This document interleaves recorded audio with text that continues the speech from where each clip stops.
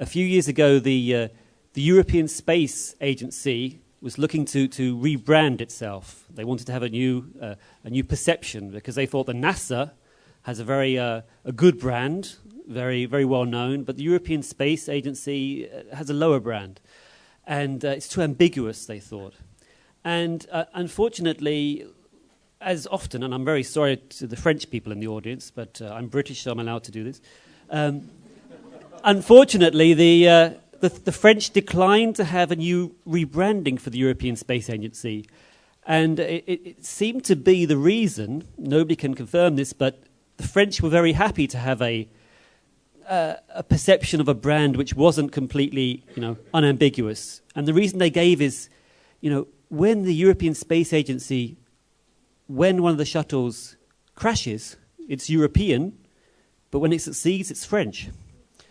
So sometimes brands and perceptions can actually work when they're not completely unambiguous, And with that in mind, I'd like to really now take this to the possibly the most exciting region for nation branding in the world today, because really we have 4 countries here which I know that everybody in the audience will know at least something about the recent history of that region. And 4 new states which really have, well, let's say a quite difficult task to position themselves and also to reflect on how they want to present themselves to the world and how they want to perceive themselves in a way. So I'll just quickly introduce the participants, and of course I have to, as a Brit with our very bad linguistic skills, apologize in advance for my very bad pronunciation of Central European names, but I assure everybody that it's an equal opportunities mispronunciation. I shall mispronounce all people's names badly, not just 1 or 2. So from Serbia, from the Republic of Serbia, we have the Minister Councillor Milan Gojković. Thank you very much. Well, I've used up my first perfect pronunciation here. Is really not just a diplomat, but I understand you had quite a extensive business experience as well, also in my hometown of London. And you've been with the Ministry of Foreign Affairs since 2002. From Montenegro, which is completely coincidentally sat next to Serbia, we have Nataša Jovović. Jovović. Oh, sorry. Well, I'm allowed one mispronunciation, I think.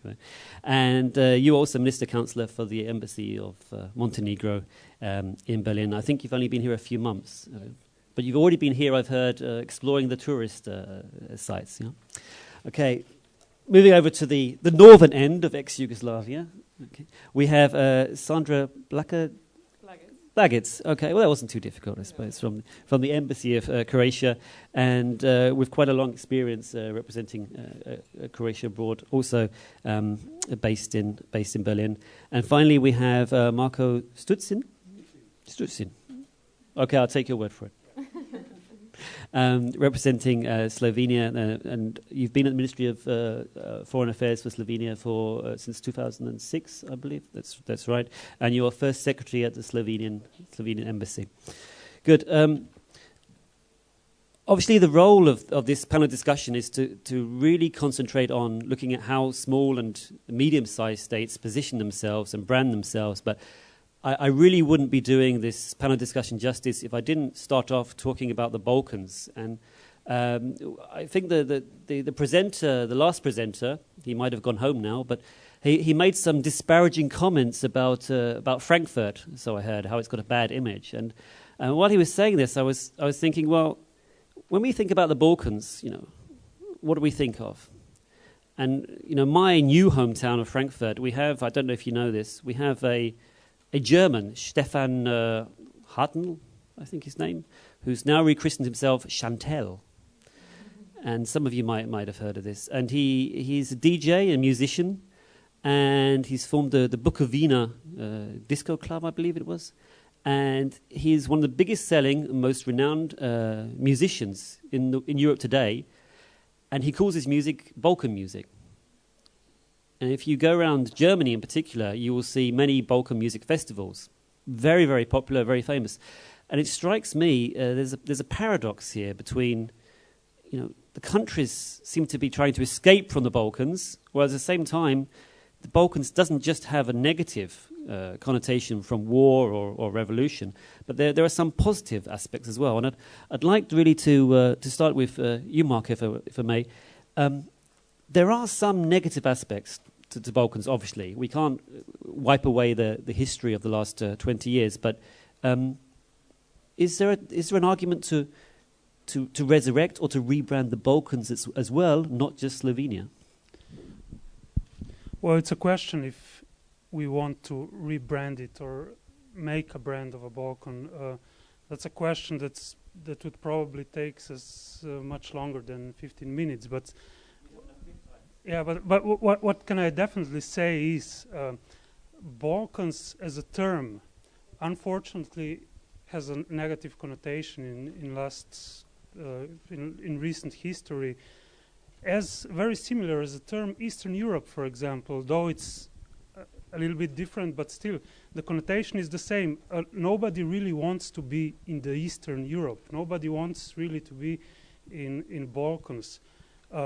Although both terms really have, I mean, you can find if you explore both terms, there are numbers of issues, number of topics, number of things that are really positive, that are extremely interesting, that are actually much better than in other parts of Europe or in other parts of world.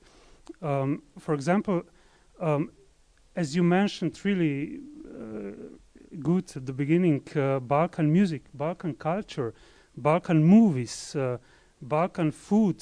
Those are the things that nobody can dislike when he tries or hears or sees.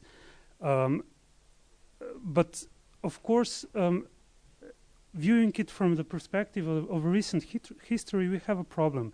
We had wars, we have conflicts, and we have to find a way how to get rid of those connotations from the term Balkans. I think we can do it, but the question is, if we really, as countries, if we really want to make a brand out of the Balkans. Okay, thank you.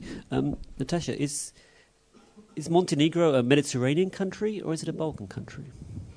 Well, Montenegro is a country of rich Balkan history, but also a mixture of Mediterranean and European spirit. And I must say that since in Montenegro there are many, besides Montenegrins, there are Serbs, Albanians, Bosnians, Croats living there, and we are very much proud of our multi-ethnic and multicultural character that we have preserved and cherished for quite a long time, for centuries. So we don't escape from the term Balkans.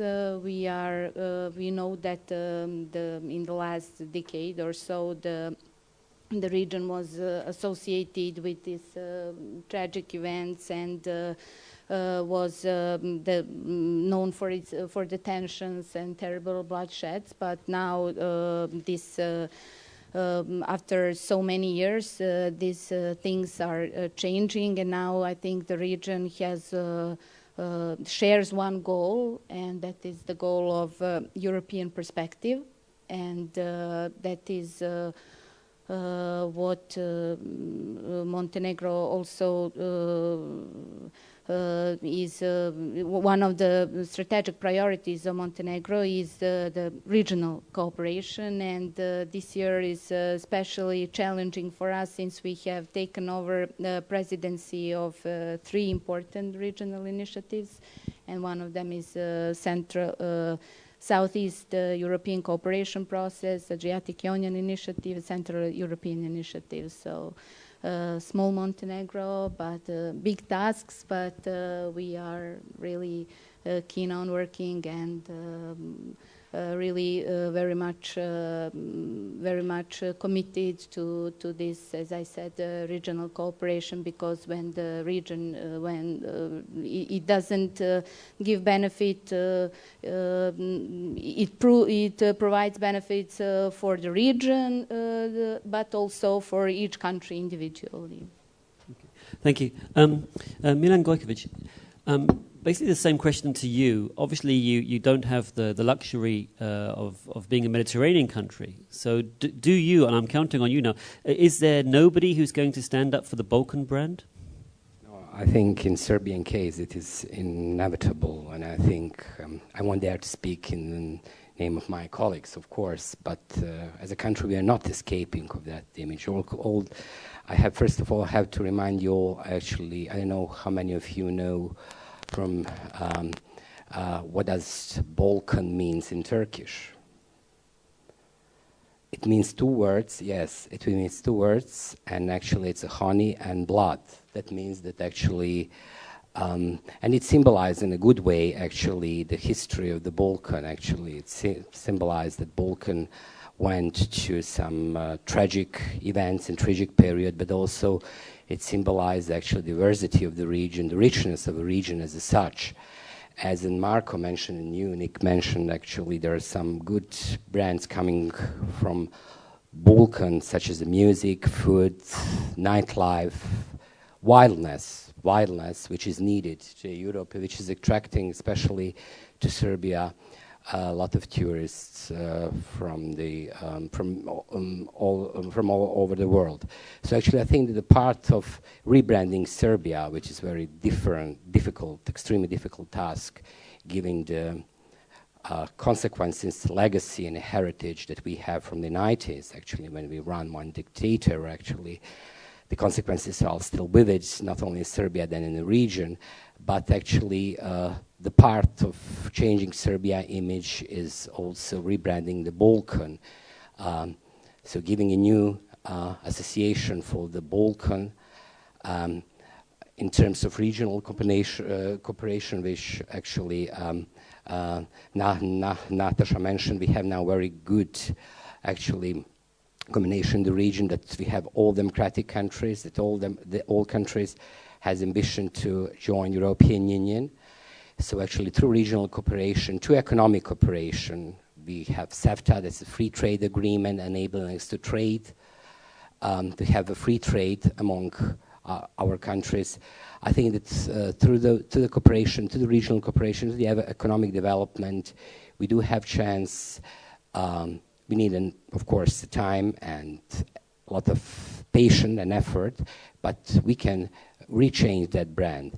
And Marco has mentioned actually that there's another terms for that region, such as Southeast Europe. The Western diplomats invented for several years ago, actually, Western Balkan. So it should give us a flavor that we are somewhere on the West, which has a positive, actually, association and perception, but we are all Balkan countries. And so I think it's inevitable. Speaking from Serbia, it's inevitable, as we are a Balkan country, we are not escaping from that heritage. That heritage, of course, is a difficult one, but we are in the course of our further discussion, we will touch upon how we are planning to change it. Okay, thank you. Sandra Blagec, to round off this discussion on the particular merits of the name, the term Balkan, how does Croatia, or how do you yourself describe your country? Are they part of the West Balkans? Are they Mediterranean? Is it maybe Balkan? We would say it's a Mediterranean country for Croatia, yes, but of course it's a part, as Milan mentioned, of Southeast Europe. We would not use the term Western Balkans, but Southeast Europe, because again, as Marco said, and the Montenegrin colleague also, there is some, not a positive sign when you say when you say the Balkans, it doesn't sound very, very nice. Although when you think of it, you can make a very, very good brand of it, because this is a small area with different nations living on it, speaking different languages from different cultures.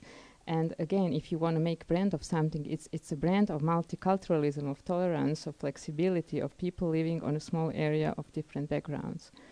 But this is another story, because we were focusing on branding Croatia, of course. And if we are talking on branding Croatia, we were focusing also of Croatia as being a touristic country. So first of all, Mediterranean, then, well, we have also mountains, partly of going to Slovenia, and then we have Pannonian Plains. So there are 3 different regions in Croatia that we would like to develop tourism, and we started to do it quite aggressively in last 10 years after the war. And I would say we succeeded in those frames that we were given, and in the time frame which we had, like last 10 years, I would say. Okay, thank you. I sense you almost weakening there, because you held out the prospect maybe in a few years down the line that maybe Balkans could get a positive... It could. Yeah. I'm positive it could. Okay. But at now, and we are talking now, after the breakup of Yugoslavia, no one was thinking about the Balkans and rebranding Balkans in a positive terms. We were all thinking of rebranding our respective countries.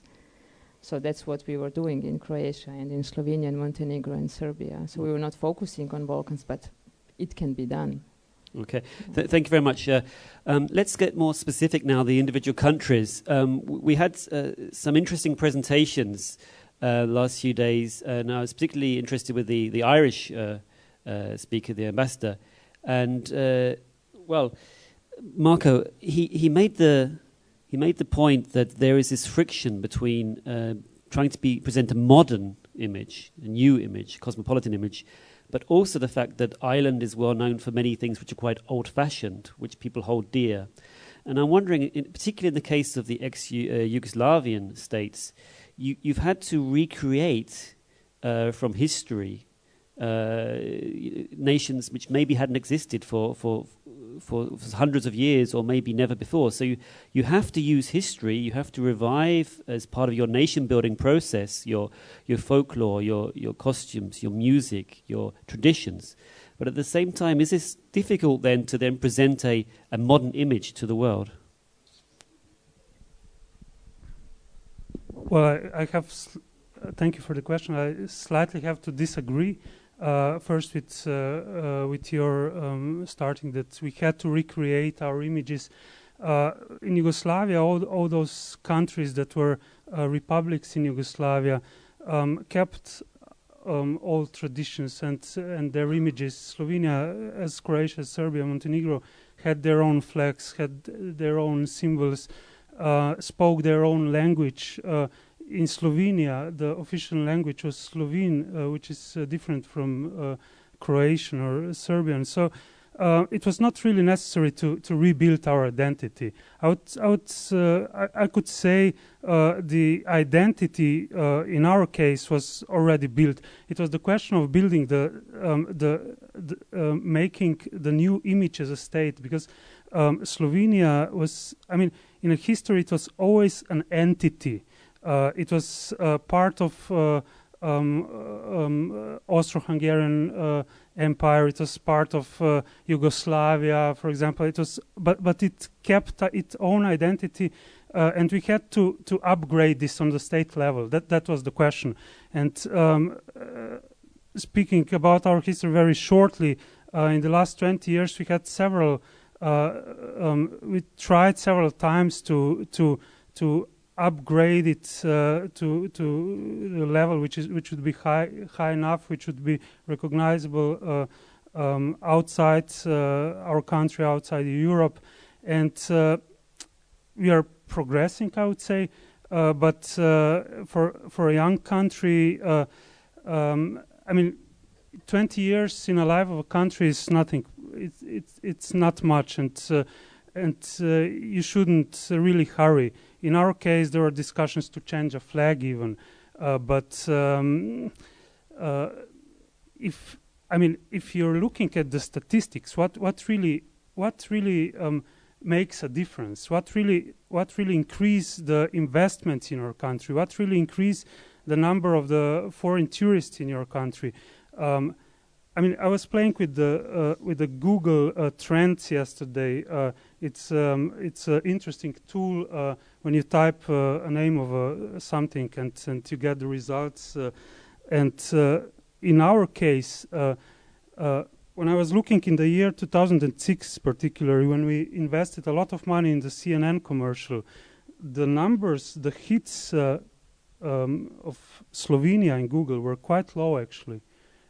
Very high. The really the highest number of the hits was when Slovenia played at the Football World Championship. I was hoping you wouldn't mention that. Actually, it was. I mean, it's a small picture, but at the end, here you can see a really big jump up, and this is World Championship. So I would say successes. I analyzed it shortly, where the peaks are and what happened there. Entering the European Union, Euro, entering in the Schengen, playing against USA and the World Championship, playing against England, beating Russia in the qualifications. I mean, those are the peaks that I found in Google Trends, and I would say you can try really hard. You can recreate your brand. You can invent your own new flag if you want. But what it really counts, it's being a successful story. It's making stories. It's making successes, and in our case, at least, but I'm sure for all the others as well, making successes increases your brand as a country, and I think that's almost the only thing which counts at the end. Okay, thank you very much. Well, if being a success is the only thing that counts, then England playing very badly in the World Cup hasn't done our brand very much good. Actually, I was hoping to talk about that particular point regarding the flag a little bit later, but as you've mentioned it, the question, the thought occurred to me, when Slovenia was actually thinking about the new flag, and there were several designs got up, and I think even one was agreed upon. And I saw one where they had, your flag is now sort of red, white and blue, but now they wanted sort of a dark green, light green, white version was being talked about. And it struck me, how far should a country go? I mean, to change your flag is quite a big thing, isn't it? Yes, it's a big thing. That's why we didn't change it.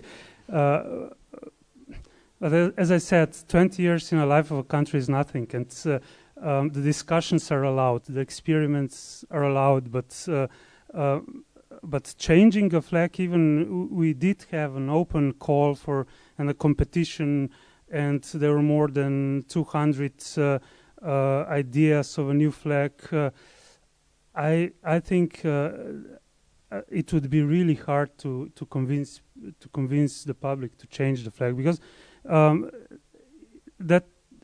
this you can't do really. Really quickly or really freely. The Slovenian flag, although it looks like it's, though it's similar as a flag in Yugoslavia, although it's similar with as flag of Slovakia or Russia, for example, but it's our flag from 1848 from Habsburg monarchy. The Ministry of Internal Affairs in the Habsburg monarchy, so 150 years ago, recognized the colors of this flag as the colors of this region. And changing something so old, even, it's not so old, but still much older than our country is, requires deep discussion among everybody in Slovenia, and we had such a discussion, and it proved that there is no really a need to change it for the reasons I mentioned earlier. You have to prove yourself as a state to be recognizable. You don't have to change a flag. You have to make results. Okay, thank you very much.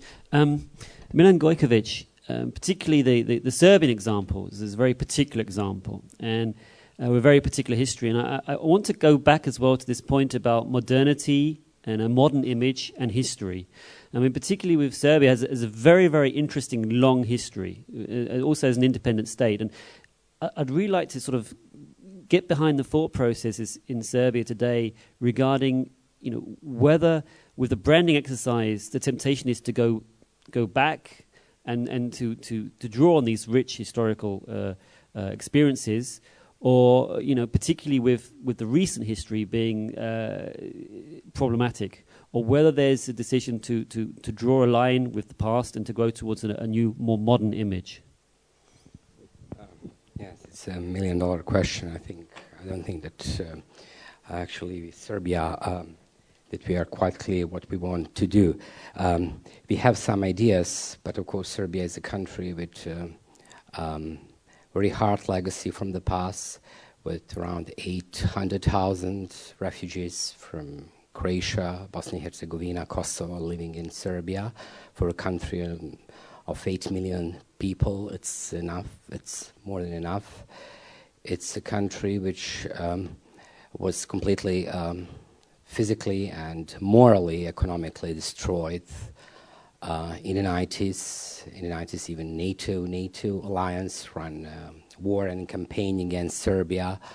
And this year actually is for us a very symbolic one, because in this year, on October the 5th, we will mark 10 years of anniversary of the fall of Milosevic regime, actually. Milosevic was dictator, actually, who was running the country for 13 years in the 90s. And so Serbia now has a fourth democratically elected government on the power. In Belgrade, it's a democratic country, country which actually, in spite of the challenges which we still have, it's, I will say, only Kosovo issue and regional cooperation, which is fostering, but it's not perfect. We have also some unresolved bilateral issues in the region, which is also burdening creating of new image or rebranding Serbia. So in spite of those challenges, actually, we are trying to position Serbia in a different way, which is unfortunately still known, not only here in Germany and the rest of the world, through the images of the 90s, through the images of the wars, refugees, war criminals.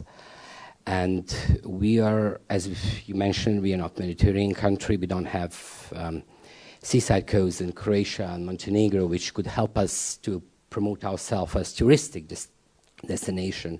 But despite of that fact, Serbia is very interesting and dynamic country, and we see our new image in several dimensions. I will mention a few of them. Actually, we should be also developed in the future in order to promote Serbia in a different way, which is known, dominantly still known, and that is music. Through the music, you mentioned Goran Bregović in previous talk. You mentioned Balkan beat, brass orchestra. We have several festivals. Now we have festivals in Novi Sad, Exit. This festival was actually listed from in United Kingdom as the most popular pop festival in Southeast Europe. And the Novi Sad is a town of 300 inhabitants. And during the festival, I think that Novi Sad receives more than 600,000 people from all over the world. Another exotic festival in Serbia, which is very attractive for the Western tourists, is Guča Festival. It's a brass music festival. It's a village in central Serbia of 10,000 people. And I think in the period of Guča Festival, I think there is 300,000, 400,000 people from the European Union, mostly, but also from the United States and Canada coming to the Guča. It's the most famous brass festival in the world. So one is the music, another is the nightlife. I don't know if you know, but Belgrade was listed from the New York Times as the most exciting place in Southeast Europe, well known for the good nightlife. and we have a rising number of tourists from the European Union and from the region coming to Belgrade only to have to enjoy in Belgrade nightlife. So it's also a way to promote country differently. Another is sports. Sports. Serbia is a sport nation. We have extremely good tennis school. You all heard from Jelena Ivanović, Novak Djokovic, Ana Ivanović, sorry, Novak Djokovic. So through sport, this was mentioned also by Marko, one country, perception one country should be changed. So those are elements of the new brand of Serbia which we are trying to promote in spite of some difficulties that we still have, and there is debate in Serbia. Can we successfully develop the new brand, a new image of Serbia when we still have some unresolved issue? I think we can parallelly do those things to resolve some still open issues such as the Kosovo, and to create a new image of Serbia. Another school, a school of opinion in Serbia say, no, we first have to deal with actually the past. We have to capture Mladic, it's the fugitives from Srebrenica, who is still at large. And we have to resolve Kosovo issue, and then we could actually, with full success, devote ourselves to in creation of new image. So those are two different approaches which are present in Serbia, and on our way to rebrand Serbia as a country. Thank you very much for a very, very honest and forthright answer. Sandra Blagec, we've heard about the role that sport can play and musicians, but in a way this is quite difficult for governments to regulate sporting success. I mean, coming from Britain, believe me, we can't regulate for this sporting success. So I'm reminded of a conversation I had with a Finnish diplomat who said that they wanted to undertake nation branding in Finland, but the Finnish people are too modest to go out and say how good they are. And they came to the conclusion that they should encourage Finnish students and Finnish school children even to take up debating classes and talking classes, so that they discovered the habit of talking about themselves, their lives in Finland. And I'm wondering, looking at the Croatian example, to what extent, I mean, leaving aside sport and the lovely coastlines, because I'm sure the Croatian government is not responsible for the beautiful coastlines, but are there actual things which you change in society, or you want to change in Croatian society in order to as part of this new branding exercise? Maybe here branding is maybe too limited a word, but a sort of a new sort of image of Croatia. This is, I would say, what Marko was talking about. Actually, you can have the best commercial ever, but it won't help you very much.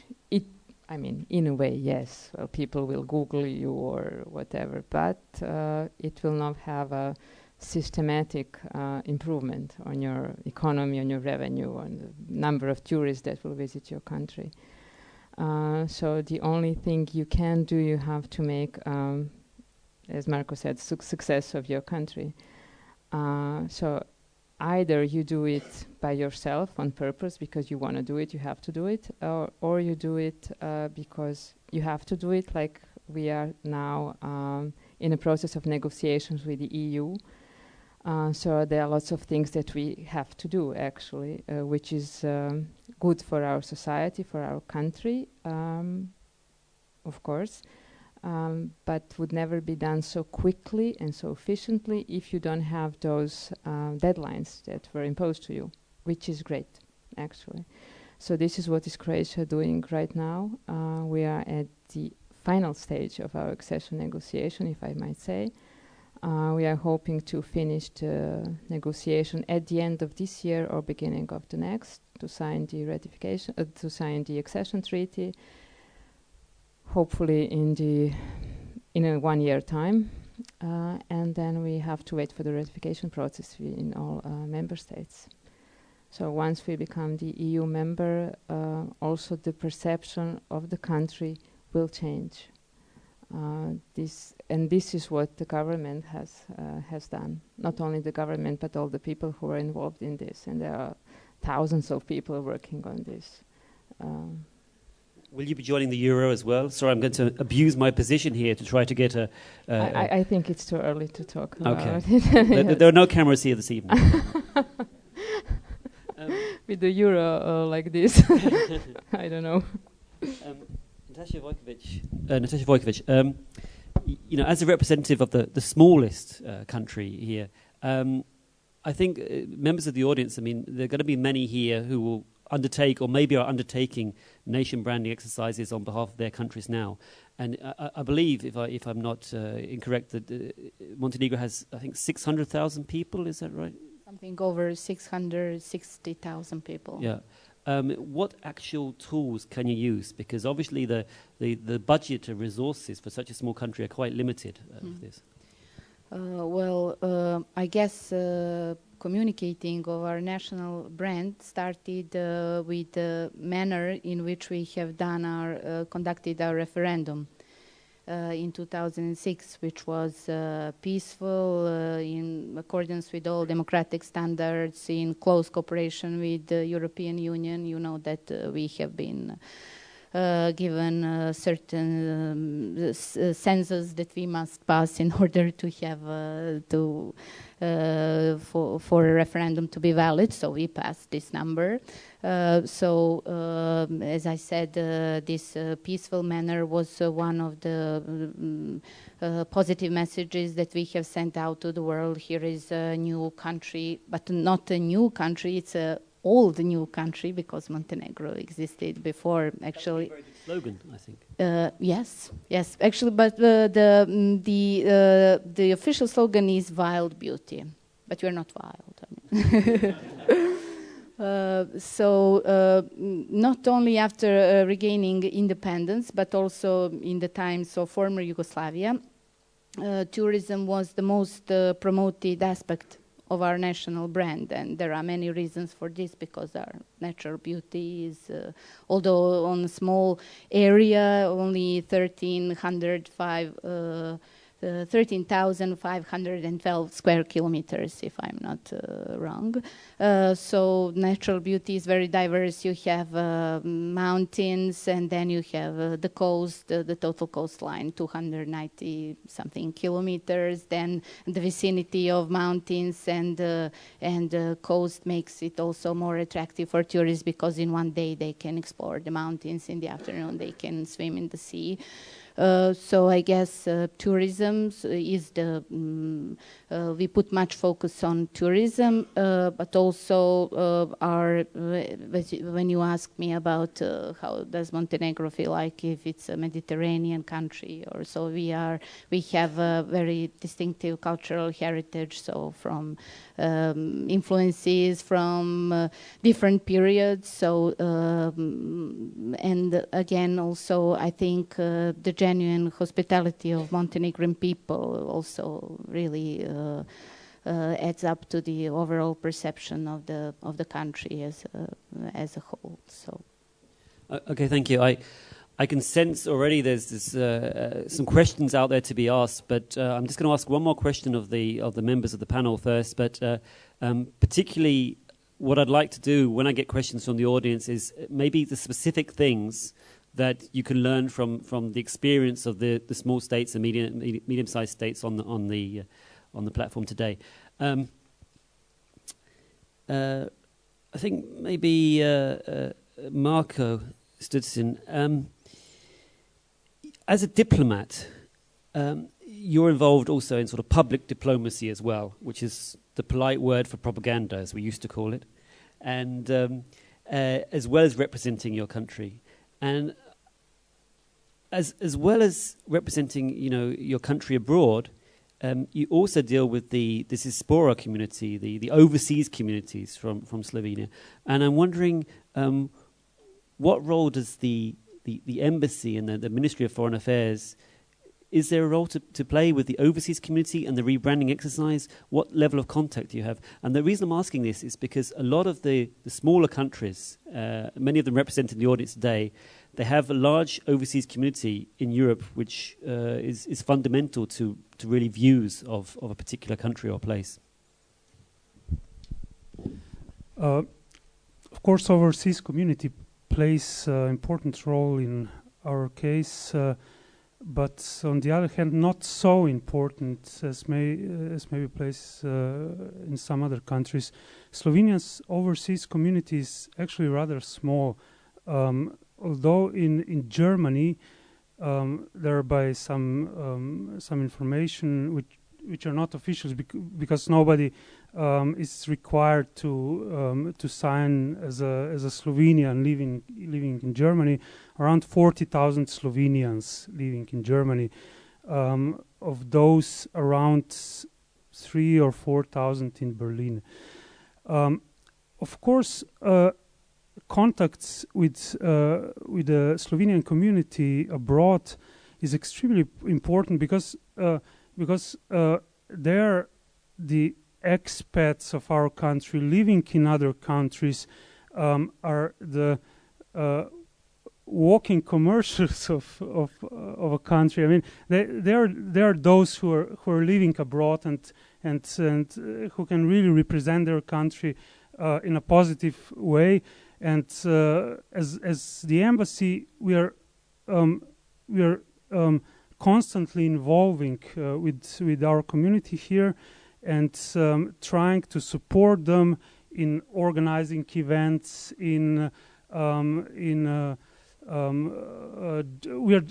are joining the forces in promoting Slovenia on a different levels.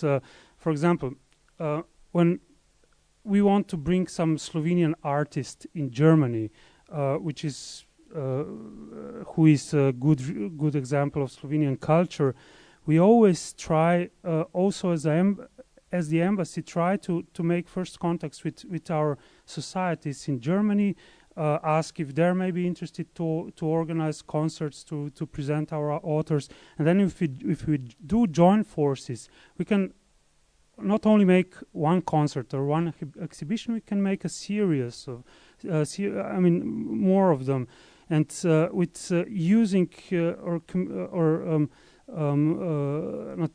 using with making good connections, establishing good connections with Slovenians living here, effects of making your country more visible is much bigger, of course. Thank you. Sandra Blagec, we heard from the Irish ambassador where he said one of the selling points almost of Ireland, if I can use that expression, or one of the positive perception of Ireland is that it had this experience where it broke away from Britain, because it was seen as maybe not a revolutionary country, but as a country which, although small, stood up for itself and founded itself as an independent state. And he said that this was actually a sort of selling point for Ireland, open doors in places in Africa that became independent, say, 20 years later, 30 years later. And he said that you could almost use this as part of the branding exercise. And I'm wondering, does this apply to Croatia, or is it something that you say, well, that belongs to a chapter that is finished? I would say it does not apply to Croatia. That it was a somewhat different story, because Yugoslavia was perceived as a very neat, nicely arranged country, and well, it was not. It created problems that we all wanted to get away out of it. So honestly, I would say that Croatia was left with quite negative international image after the breakup of Yugoslavia. On top of everything, when you said Croatia at that time, what would you think about the pictures of war, of killing, of shelling? But it was, I would say, it would be the first image that you create in your head in the period of 19th. So we had to, actually the government and everybody else, we had a really tough task of rebranding the image of country. So it was not possible at that time to fight that image because that was how it was. And then you had to find something else, some key factor that you should focus your branding campaigns. And what we came up with, what was very obvious, was the tourism, and this is what we had. So complete rebranding was done, and it was done kind of aggressively, but there was not other way than to do it like this, to promote what we have in nature, so the landscapes, the cities, the very rich cultural heritage, and all that kinds of stuff, and to induce, let's say, to coming of tourists to the country, and also the investors to come and to invest, because what we were looking for was, of course, the investments, the money to start up the economy. Because we were dying with all those refugees that we had in the country, that you had to take care of, that you had to feed them, to give them the houses and everything. So with this campaign on the tourism side, I would say that we did complete rebranding, and now the things look much, much better. Okay, thank you very much. We're sort of running out of time here now, so I'd like to throw this open to the floor, but I'm going to put, as you get your questions ready, I'm going to put our participants on the spot right now, and as branding is, well, it's a part of advertising, I'd really like to put them all on the spot here, and if they could describe their country in one sentence, and one sentence only, how would they do it? Nataša Jovović. Well, I would like to use the words of Lord Byron, who said that the most beautiful merging of the land and sea occurred on the Montenegrin coastline, because many travelers, poets, painters who saw Montenegro, who discovered it, really fell in love with it. So I would just like to use this sentence, not to... Okay. Milan Gojković, how would you describe Serbia in one sentence? In one sentence, it's an interesting, exciting country, actually, which deserves to be visited. Okay, thank you very much. I'll just rephrase our official logo, which is "I feel Slovenia," with love emphasized. So I would say you have to feel Slovenia to really love it. Okay, and Sandra? But in short, I would say land of thousand islands. Okay, very nice.